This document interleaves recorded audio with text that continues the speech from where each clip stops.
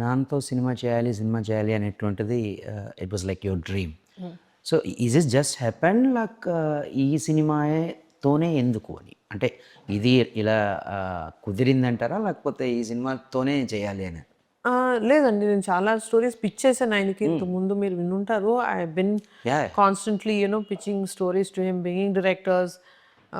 But how difficult the process is to actually story narration నుంచి ఫైనల్గా cinema బయటికి రావాలంటే it's a long process. So ఆ క్యూలో of producers to him I was also there.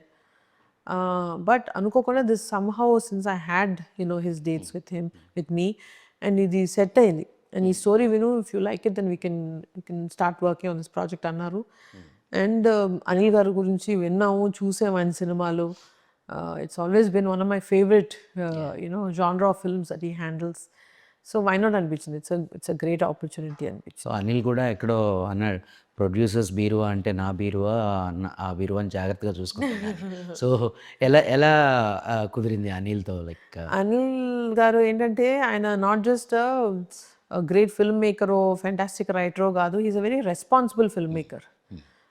Heal always think ప్రొడ్యూసర్కి మనం ఎలా బెనిఫిట్ అవ్వాలి, వాళ్ళకి మనం తక్కువలో చేయడం అన్నది it's not what people think Anil garu does. He does కరెక్ట్గా ఈ ప్రాజెక్ట్కి ఎంత ఖర్చు పెట్టాలన్నది number he has very clearly in his head. Okay. So he does the best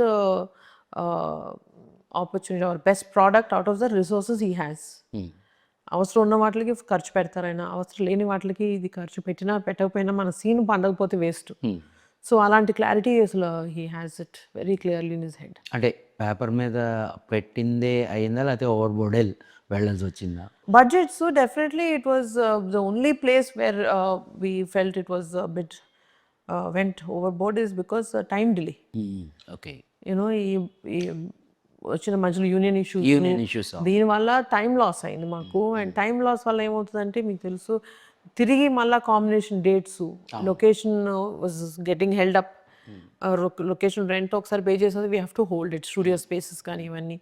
so ఎప్పుడు ఆ యూనియన్ ఇది స్ట్రైక్ కాల్ ఆఫ్ అవుతుంది, ఎప్పుడు స్టార్ట్ చేస్తారు క్లారిటీ లేకుండా ఉంది. But it took some time. That was our only challenge little bit to hold up. But otherwise what was planned on the paper is what we could achieve. Okay.